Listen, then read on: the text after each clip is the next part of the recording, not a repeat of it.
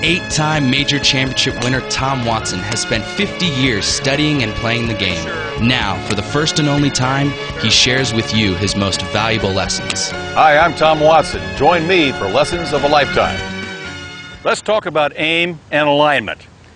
When we talk about aim, we're talking about where we want the ball to start off on. When we talk about alignment, we're talking about how our body is positioned to that aim line.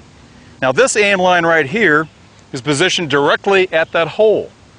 And this is a parallel line right here, which is parallel to that line. And this line right here is where I align my knees, my hips, and my shoulders, all parallel to that line in relationship to the ball. A putt has some sort of break to it, and most shots have some sort of curve to them. Left to right, right to left could be your natural draw or fade. But how about the wind, a crosswind? So you're going to have to start to your aim line, not at your target, but away from your target to allow for the bend or the break of the ball in the air. So I have a natural hook in my swing.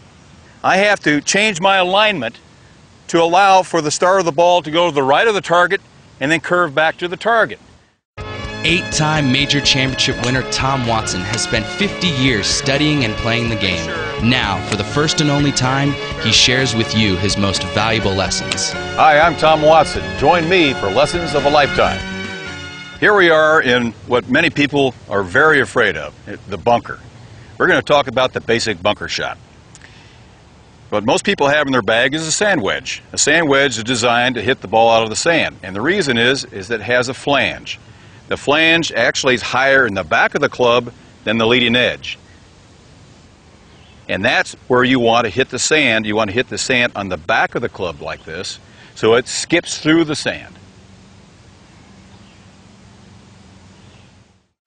One of my all-time favorite sand lessons came from Claude Harmon, who taught you how to get out of the bunker with only one hand.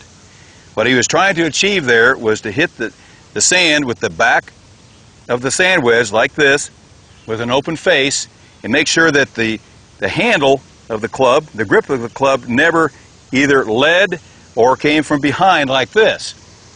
That's a death for a sand shot, is either have the handle too far ahead or too far behind.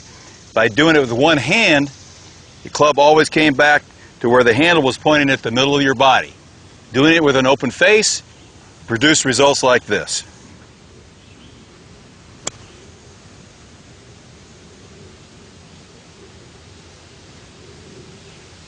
And you can do it too.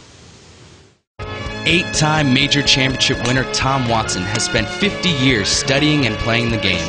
Now, for the first and only time, he shares with you his most valuable lessons. Hi, I'm Tom Watson. Join me for Lessons of a Lifetime. When I think about the fundamentals of putting, I really go back to the fundamentals of the golf swing. You first start with the grip. Now in putting, it's a little bit different. There are all sorts of different types of grips. There's one grip I think is a very good grip to have, and that's the Bobby Locke grip. Bobby Locke was the great South African player who many players think was the greatest putter who ever played the game. He thought that the thumbs should go straight down the top of the shaft in the grip. Now, I use what's called a reverse overlap. Instead of having your normal grip like this with the little finger around here, I put the little finger on the club with the right hand and overlap it with the forefinger of the left hand. This gives me a better connection with both hands on the golf club. The bottom of the arc is about right here, and then I like to place the ball just about a half an inch in front of that. Now, where do you place the shaft in relationship to your hands? You don't want to get your hands forward like this, and you don't want to get your hands back like this. You want the putter head basically just to hang down. Hang it down a little bit farther forward of the middle of the arc. Now, I believe your eyes should be directly over the ball or somewhere on the ball line. It can be slightly back of the ball, but they have to be on the ball line. To do that, just put your club and hang it straight down, and that's where you can determine how far you should be. That ball is inside my eye line, and that ball is outside my eye line. 8-time major championship winner Tom Watson has spent 50 years studying and playing the game. Now, for the first and only time, he shares with you his most valuable lessons. Hi, I'm Tom Watson. Join me for Lessons of a Lifetime. My good friend Jack Nicklaus once said, if you have the proper grip and the proper setup, you can be taught. And I agree with that. Well, let's start with the proper grip. The first thing that goes on the golf club is the left hand. My dad at age 6 put my hands on the golf club, and the first thing he said, son, turn that hand over so you see 2 knuckles in your left hand. Point the V that's formed between your thumb and forefinger right here toward your right shoulder, just like this. The left thumb goes down the right center of the shaft.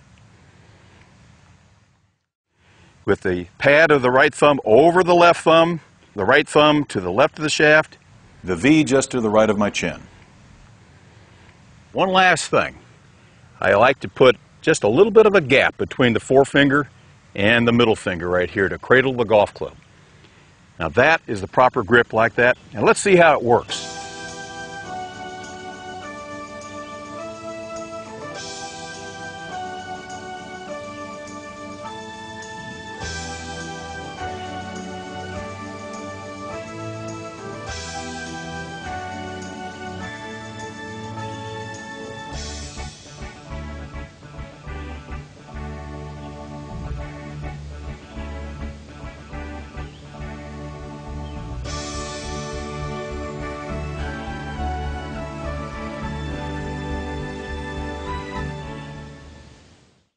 8-time major championship winner Tom Watson has spent 50 years studying and playing the game.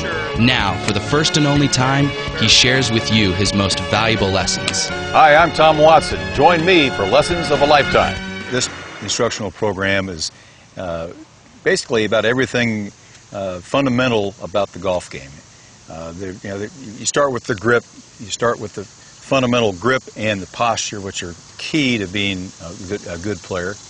Then you talk about the golf swing, the way a golf swing should work. Then you add uphill lies and downhill lies, bunker game, chipping, putting, and that's basically that's the parts of the golf game. It takes lessons from all the way back from my father, and Paul Weiler, the pro at the Kansas City Country Club, to Stan Thirst, my great friend and mentor, when I met him at first at 11 years old. And then I remember caddying for Stan when he played an exhibition with Billy Casper and Gene Littner and watched Billy Casper do certain things. And go all the way up to watching Jack Nicklaus and Arnold and Lee Trevino in particular, the way Lee could maneuver the golf ball. And all the way up through Tiger Woods and watching Tiger. It plays particular shots around the greens. He's an amazing up and downer. I've learned and tried to put all these things together.